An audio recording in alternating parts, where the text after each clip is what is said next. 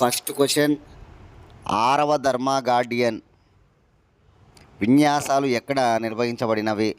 ఆరవ ధర్మ గార్డియన్ విన్యాసాలు ఎక్కడ నిర్వహించబడ్డాయి అంటే కనుక జపాన్లోని జపాన్లోని తూర్పు ఫిజి జపాన్లోని తూర్పు ఫుజి అనే నగరంలో నిర్వహించబడ్డాయి. నోట్ చేసుకోవాలి, చాలా ఇంపార్టెంట్. ఇవి ఫిబ్రవరి 24 నుంచి మార్చి 9వ తేదీ వరకు నిర్వహించబడతాయి. ఫిబ్రవరి 24 నుంచి మార్చి 9వ తేదీ వరకు ఈ ఆరవ ధర్మ గార్డియన్ సైనిక విన్యాసాలు అన్నమాట. ఇవి సైనిక విన్యాసాలు అన్నమాట. భారత్ మరియు జపాన్ మధ్య జరిగేటువంటి సంయుక్త సైనిక విన్యాసాలు. భారత్ మరియు జపాన్ మధ్య జరిగే సంయుక్త సైనిక విన్యాసాలను ధర్మ గార్డియన్ అంటారు. గత ఏడాది మన దేశంలో 5వ ఎడిషన్ జరిగింది. 5వ ఎడిషన్ అన్నమాట. గత ఏడాది రాజస్థాన్లో జరిగాయన్నమాట ధర్మ గార్డియన్ విన్యాసాలు.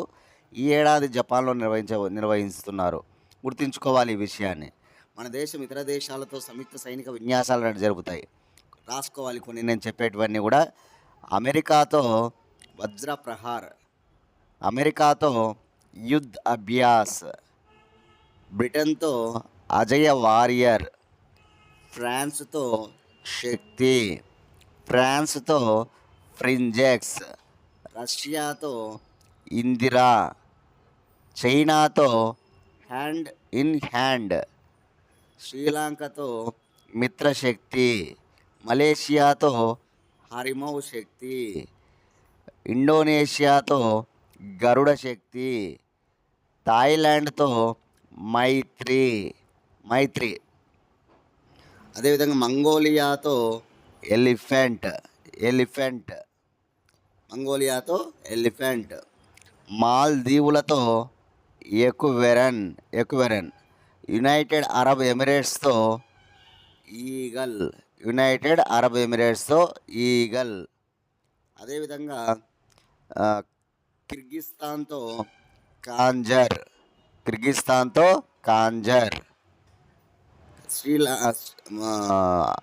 తర్వాత మనకు చాలా ముఖ్యంగా బంగ్లాదేశ్తో Sampriti, నేపాల్తో Surya Kiran,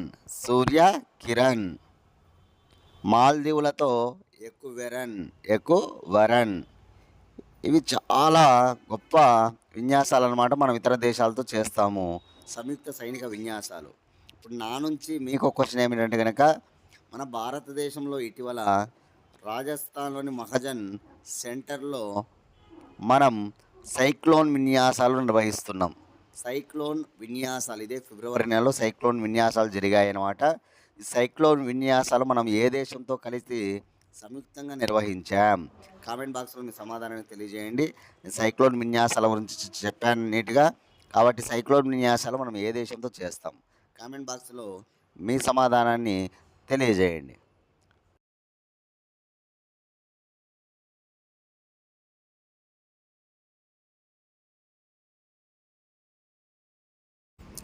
second question, 22వ bio Asia సదస్సు 2025 ఎక్కడ నిర్వహించబడినది? 22వ బయో ఆసియా సదస్సు ఎక్కడ నిర్వహించబడింది అంటే కనుక హైదరాబాదు నగరంలో, తెలంగాణ రాష్ట్ర హైదరాబాదు నగరంలో జరిగిందనమాట. 2025 ఫిబ్రవరి 25, ఫిబ్రవరి 26వ తేదీ 2 రోజుల పాటు ఈ సదస్సు, అంతర్జాతీయ సదస్సు నిర్వహించబడింది. బయో ఏషియా సదస్సు అనమాట. ఓకేనా? జీవ విజ్ఞాన రంగంలో పరిశోధకులు, పారిశ్రామికవేత్తలు, విధాన రూపకర్తలు, వీరందరినీ కూడా ఒక వేదికపైకి తెచ్చేదే ఈ బయో ఆసియా సదస్సు అనమాట. విజ్ఞాన రంగంలో కావచ్చు, అదేవిధంగా ముఖ్యంగా మనకి ఆరోగ్యము, హెల్త్ అనమాట. ఓకేనా? ఇప్పుడు మనకంతా కూడా అత్యాధునికమైనటువంటి సాంకేతిక అవసరం అనమాట హెల్త్ పరంగా. అదేవిధంగా మనకి ఒక జీవ రసాయనాల రంగంలో కూడా అత్యంత ఆధునికమైనటువంటి టెక్నాలజీ అవసరం అనమాట. దానికోసం ఈ సదస్సు అనేటువంటిది ఈ ఏడాది నిర్వహించారు. ముఖ్యంగా యాక్చువల్గా ఈ బయో ఆసియా సదస్సులో ఉమ్మడి ఆంధ్రప్రదేశ్ 2023, ఓకేనా, ఉమ్మడి ఆంధ్రప్రదేశ్ ఏదైతే ఉందో అక్కడి నుంచి ప్రారంభించబడ్డాయి 2003 నుంచి హైదరాబాదు నగరంలో. ప్రతి ఏటా కూడా హైదరాబాదు నగరంలోనే జరుగుతాయన్నమాట, గుర్తుంచుకోవాలి. ఇప్పుడు మనకి ఏకంగా 50 దేశాల నుంచి 4,000 మంది ప్రతినిధులు హాజరవుతూ ఉన్నారు. అదేవిధంగా చాలా ముఖ్యంగా 84 స్టార్టప్లకు అవకాశం కల్పించారనమాట. 84 స్టార్టప్లకి మొత్తంగా ఈ 2 రోజుల తర్వాత మనకి 11 సంస్థలు 5,445 కోట్ల పెట్టుబడులు పెట్టనుందనమాట.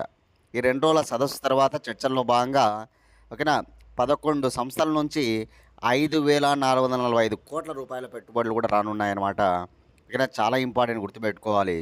ముఖ్యమంత్రి రేవంత్ రెడ్డి కావచ్చు, ఐటీ మరియు పరిశ్రమల మంత్రి శ్రీధర్ బాబు గారు, అదేవిధంగా క్వీన్స్‌ల్యాండ్ నుంచి వచ్చినటువంటి గవర్నర్ జెనెట్ యంగ్ వీళ్ళ ముగ్గురు కూడా చాలా అద్భుతంగా ఇక్కడ దీన్ని బాగా జరిపారనమాట. ముఖ్యమంత్రి రేవంత్ రెడ్డి ప్రసంగించారు. అదేవిధంగా ఐటీ శ్రీధర్ బాబు గారు ప్రసంగించారు.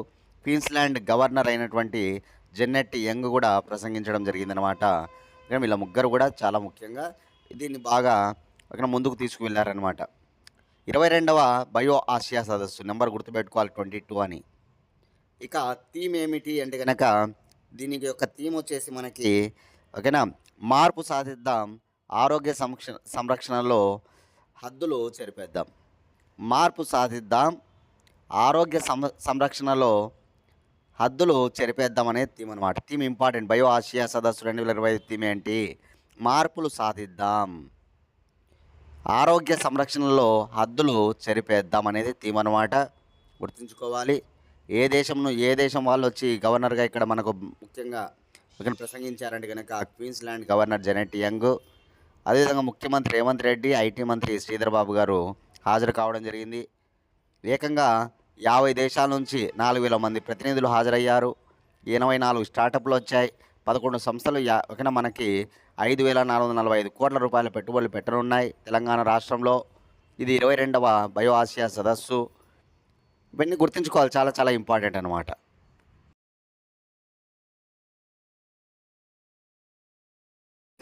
థర్డ్ క్వశ్చన్, ఇటీవల వార్తల్లో ఉన్న రేడియో బేగం ఏ దేశంలో కలదు? ఇటీవల వార్తల్లో ఉన్న రేడియో బేగం ఏ దేశంలో ఉంది అంటే కనుక ఆన్సర్ ఆఫ్ఘనిస్తాన్. ఆఫ్ఘనిస్తాన్లోని ఒక రేడియో స్టేషన్ అనమాట రేడియో బేగం అనేటువంటిది. ఈ రేడియో బేగంలో కేవలం స్త్రీలు మాత్రమే అక్కడ రేడియో ప్రసంగాలు చేస్తారనమాట. కాబట్టి ఇప్పుడు ఎందుకు వార్తల్లో ఉంది అంటే మనందరికీ తెలుసు, అక్కడ తాలిబాన్లు ఇప్పుడు పరిపాలిస్తూ ఉన్నారు. ఆఫ్ఘనిస్తాన్ దేశం అనేటువంటిది ఇప్పుడు తాలిబాన్ల దేశం అన్నమాట. తాలిబాన్లు వచ్చిన తర్వాత అక్కడ అందరూ కూడా స్త్రీలు ఎవరు కూడా బయటికి రాకుండా, ఎవరు వర్క్ చేయకుండా వాళ్ళ ఇళ్లల్లోనే ఉండాలి అనేటువంటి విధానంగా వాళ్ళ ప్రవర్తన సాగిందనమాట, తాలిబాన్ల ప్రవర్తన. అలా టెలివిజన్లలో ఉన్నటువంటి యాంకర్లు కావచ్చు, రేడియోలో ఉన్నటువంటి యాంకర్లు కావచ్చు, జర్నలిస్టులు, అదేవిధంగా మనకు న్యూస్ పేపర్లో పనిచేసే జర్నలిస్టులు కావచ్చు, ఇలా ఎవరు కూడా స్త్రీలు లేకుండా అక్కడ ఆంక్షలు విధించారనమాట. ఎవరు అక్కడ స్త్రీలు అందరూ కూడా వర్క్ చేయకుండా ఆంక్షలు విధించారనమాట. ఇప్పుడు ఏమైందంటే కనుక ఈ తాలిబాన్లు ఈ రేడియో బేగంలలో ఈ స్త్రీలు వెళ్ళి అక్కడ స్వేచ్ఛగా మీ ఇది వర్క్ ఎలా చేసుకుంటూ ఉన్నారో అలా చేసుకోవచ్చు అని చెప్పేసి గ్రీన్ సిగ్నల్ ఇవ్వడం జరిగిందనమాట. అందుకే ఇప్పుడు రేడియో బేగం వార్తల్లో ఉందన్నమాట. రేడియో బేగం అంటే బేగంలో వెళ్ళి, బేగం అంటే స్త్రీ ఓకేనా, మనకి ఇస్లాంలో బేగంలు అంటే స్త్రీలు అనమాట. ఈ బేగంలు వెళ్ళి అక్కడ రేడియోలలో వారి ప్రసంగాలు కానీ, వారు ఏదైనా అక్కడ వర్క్ చేస్తుంటే ఏవైనా వర్క్ కానీ ఇవన్నీ కూడా చేసుకోవచ్చు అనమాట. ఎందుకంటే స్త్రీలకు ప్రత్యేకించి ఆఫ్ఘనిస్తాన్లో ఉన్నటువంటి రేడియో స్టేషనే రేడియో బేగం. కాబట్టి స్వేచ్ఛగా మీరు వెళ్ళి మీ ఇది వరకు మీరు వర్క్ చేసుకునే వాళ్ళు, మీ సంపాదన మీరు సంపాదించుకునే వాళ్ళు, మీ కాళ్ళ మీద మీరు నిలబడే వాళ్ళు, అలాగనే ఇప్పుడు మీరు వర్క్ చేసుకోవచ్చు అని చెప్పేసి తాలిబాన్లో గ్రీన్ సిగ్నల్ ఇవ్వడం జరిగిందనమాట. అందుకే ఇప్పుడు రేడియో బేగం వార్తల్లో ఉంది. ఏ దేశం? ఆఫ్ఘనిస్తాన్.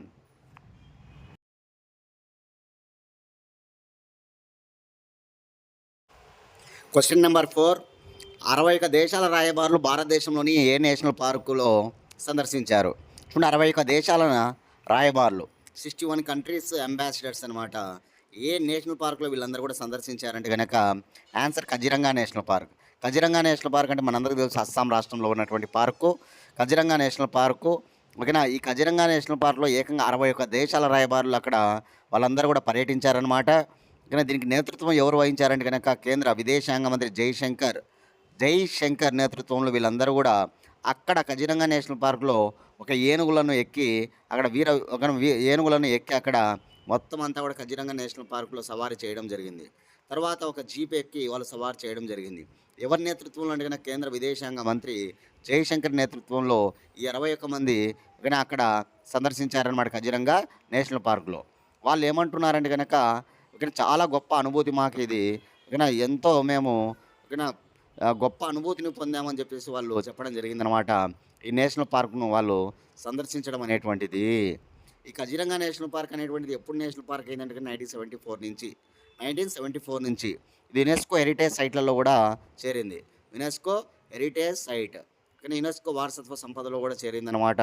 ఏది Kaziranga national park 1985లో.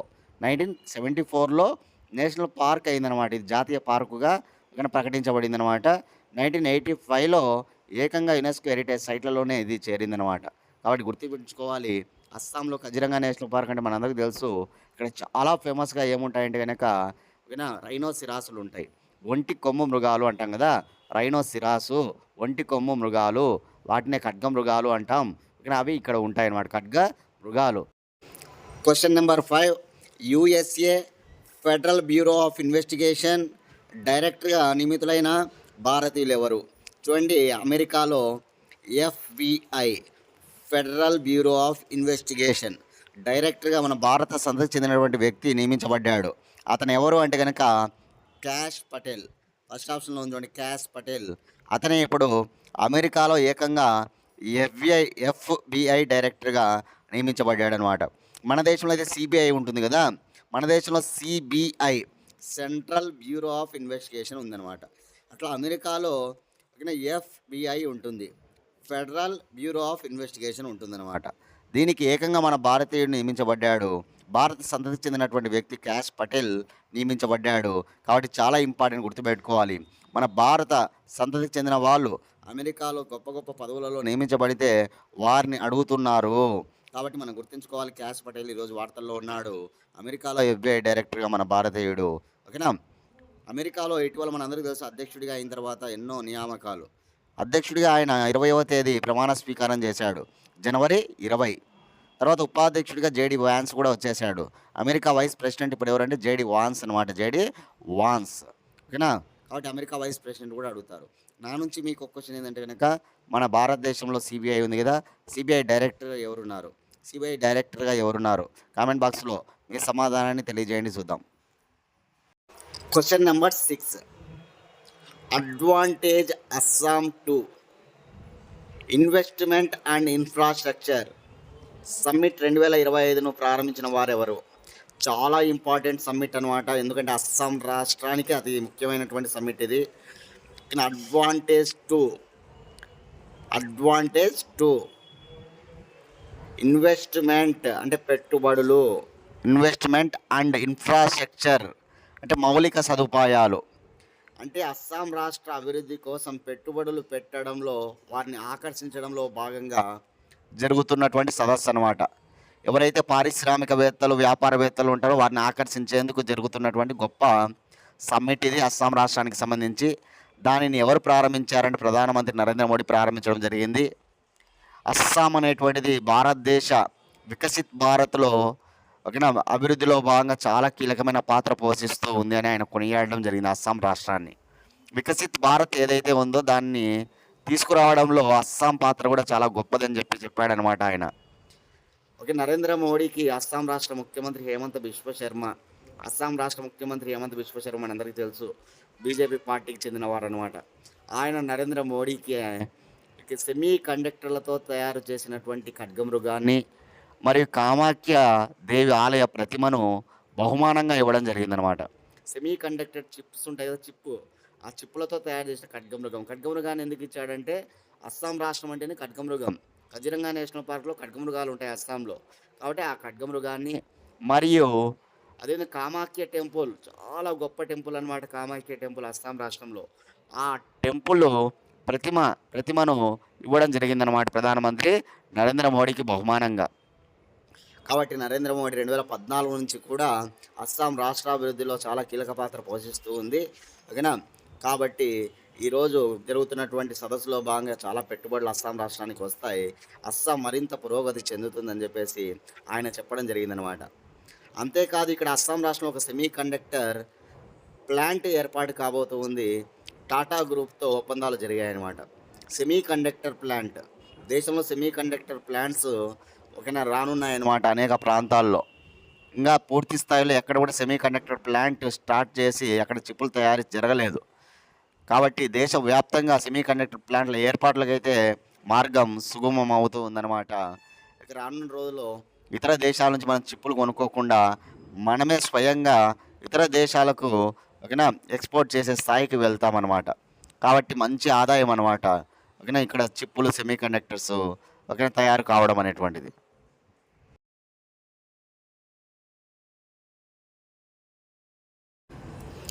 Question number 7. అంతర్జాతీయ బుకర్ ప్రైజ్ 2025 లిస్టులో నిలిచిన భారతీయ పుస్తకం ఏది?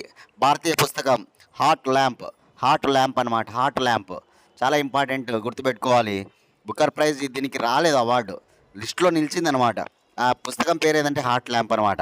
సో ఇంటర్నేషనల్ బుకర్ ప్రైజ్ అంటే మనకి అనువాద పుస్తకం అనమాట. ట్రాన్స్లేటెడ్ బుక్కులకు ఇస్తారనమాట ఇంటర్నేషనల్ బుకర్ ప్రైజ్ అనేటువంటిది.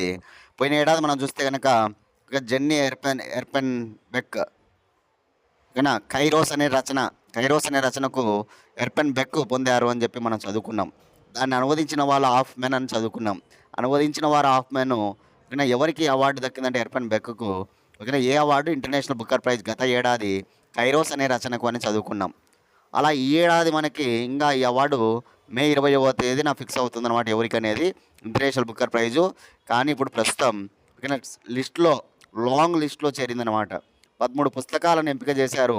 ఆ 13 పుస్తకాలు ఇప్పుడు భారతీయ పుస్తకం కన్నడ పుస్తకం అయినటువంటి దాన్ని ఇంగ్లీష్లోకి అనువదించారు హాట్ ల్యాంప్ పేరుతో.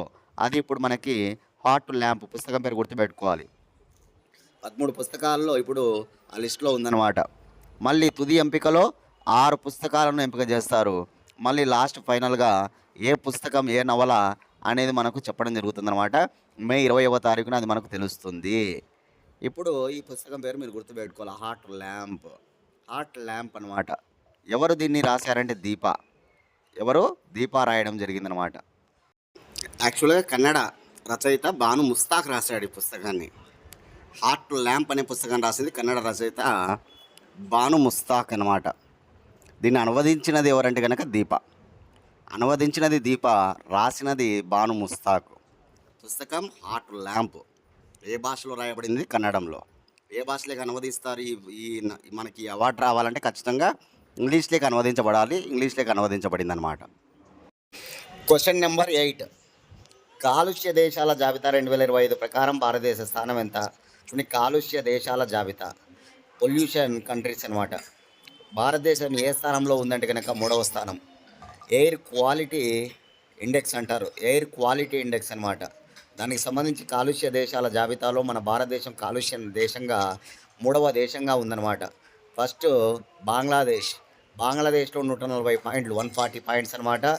2 పాకిస్తాన్ 115 పాయింట్లు. ఓకేనా. తర్వాత భారతదేశానికి 111 పాయింట్లు ఉన్నాయన్నమాట. ఇక 4వ స్థానంలో బహ్రెయిన్ ఉంది. బహ్రెయిన్ 103 పాయింట్లు. 5వ స్థానంలో నేపాల్ ఉంది, 100 పాయింట్లు ఉన్నాయి. కాబట్టి పాయింట్లను మనం గుర్తుంచుకోవాలి ఇక్కడ. ఎయిర్ క్వాలిటీ ఇండెక్స్లో ఆ పాయింట్స్ చూసుకుంటే కనుక 140 points Bangladesh, 115 points Pakistan, 111 points Bharat, 103 Bahrain, 100 Nepal అనమాట. ఇవి కాలుష్యంలో ఎక్కువగా ఉన్న దేశాలు, గుర్తుంచుకోవాలి. ఫస్ట్ బంగ్లాదేశ్, 2 పాకిస్తాన్, 3 భారత్, అన్నీ మన పొరుగు దేశాలే. నెంబర్ 4 బహ్రెయిన్, నెంబర్ 5 నేపాల్ కూడా మన పొరుగు దేశమే. కాబట్టి ఇవి గుర్తుంచుకోవాలి. ఇక నగరాల పరంగా తీసుకుంటే కనుక ప్రపంచంలోనే కాలుష్య నగరాల జాబితాలో ఢిల్లీ టాప్లో ఉంది. ఫస్ట్ ఢిల్లీ ఉందన్నమాట. ఢిల్లీ తర్వాత 2 నోయిడా, అది కూడా మన ఇండియాలోదే. నోయిడా అనమాట, ఉత్తరప్రదేశ్లో నోయిడా. గుర్తుంచుకోవాలి, ఢిల్లీ నోయిడాలు టాప్ 1 టాప్ 2లో ఉన్నాయి. 9th question. ఏ దేశ జాతీయ దినోత్సవ వేడుకలకి ప్రధాని మోడీ హాజరు కానున్నారు? మార్చి 12వ తారీఖున మారిషస్ జాతీయ దినోత్సవం. మార్చి 12. ఆ రోజున ప్రధానమంత్రి నరేంద్ర మోడీ మారిషస్ జాతీయ దినోత్సవ వేడుకలకు ముఖ్య అతిథిగా హాజరు కానున్నారు. మార్చి 12, గుర్తుంచుకోవాలి, మార్చి 12. ఇటీవలనే ఫ్రాన్స్ మరియు అమెరికా దేశాల్లో పర్యటించడం మనందరికీ తెలుసు. ఆ దేశాల పర్యటన అనంతరం ఇప్పుడు మారిషస్‌లో పర్యటించబోతున్నాడు మార్చి 12వ తారీఖున. కారణం ఏంటంటే గనుక మారిషస్ జాతీయ వేడుకలకి ఆయన హాజరు కాబోతూ ఉన్నాడనమాట. ఇప్పుడు మారిషస్ రాజధాని పోర్ట్ లూయిస్ అనమాట. Port Louis. మారిషస్ భాష Mauritian. Mauritius currency rupee. Rupee. Mauritius ఏ ఖండంలో ఉంటుందంటే ఆఫ్రికా ఖండంలో. ఆఫ్రికా ఖండంలో. ఆఫ్రికా ఖండంలో అనమాట. మారిషస్ ఏ ఖండంలో ఉంటుందంటే గనక ఆఫ్రికా ఖండంలో ఉంటుంది. మారిషస్ అనేటువంటిది మనకు చాలా ముఖ్యంగా అక్కడ ప్రధానమంత్రిగా నవీన్ రామ్ గులాం ఉన్నాడు. ఆయన నవీన్ రామ్ గులాం ప్రధానమంత్రి. ఆయన ఆహ్వానించాడు ప్రధానమంత్రి నరేంద్ర మోడీని. మారిషస్‌లో ఎక్కువగా హిందువులే ఉంటారనమాట. మారిషస్‌లో ఎక్కువ మన భారతీయులే ఉంటారు. ఎక్కువ మంది మన భారతీయులే ఉంటారు. అదేవిధంగా ఎక్కువగా హిందువులు ఉంటారనమాట మారిషస్ కంట్రీలో. Last question. సారా సైక్లోన్ బాధిత దేశమైన ఏ దేశానికి భారత్ ఆర్థిక సహాయం అందించనుంది? సో ఇటీవల ఒక తుఫాన్ అనమాట, సారా తుఫాను అనేటువంటిది. అక్కడ టోర్నాడోలు అంటారు, ఉత్తర అమెరికా ఖండంలో టోర్నాడోలు అంటారనమాట. మనము తుఫాను, సైక్లోన్ అని మనం పిలుస్తాం. కాబట్టి ఉత్తర అమెరికా ఖండంలో వచ్చినటువంటి టోర్నాడో అనమాట అదే సారా. అక్కడ హోండ్రాస్ అనేటువంటి దేశం చాలా ఈ టోర్నాడో వల్ల చాలా ఇబ్బందులు పడ్డారనమాట. అక్కడంతా కూడా ఆర్థికంగా అక్కడ బాగా నష్టపోయిందనమాట హోండ్రాస్. కాబట్టి మన వంతు సహాయంగా భారతదేశం ఆర్థిక సహాయం చేయనుందంట. కాబట్టి హోండ్రాస్ ఈరోజు వార్తల్లో ఉంది. మనం ఆర్థిక సహాయం చేస్తూ ఏ ఖండంలో అంటే ఉత్తర అమెరికా ఖండంలో. ఏ తుఫాను వచ్చింది అక్కడ అంటే సారా తుఫాను గుర్తుంచుకోవాలి. హోండ్రాస్ రాజధాని తెగుసికల్ప. హోండ్రాస్ దేశ భాష స్పానిష్. హోండ్రాస్ యొక్క కరెన్సీ లెంపిరా. గుర్తుపెట్టుకోవాలి. హోండ్రాస్ రాజధాని తెగుసికల్ప. హోండ్రాస్ భాష స్పానిష్. హోండ్రాస్ యొక్క కరెన్సీ లెంపిరా అనమాట. గుర్తుంచుకోవాలి, చాలా చాలా ఇంపార్టెంట్గా. ఇవి ఇవాల్టి కరెంట్ అఫైర్స్. రేపటి క్లాస్లో మళ్ళీ కలుసుకుందాం. Thanks friends.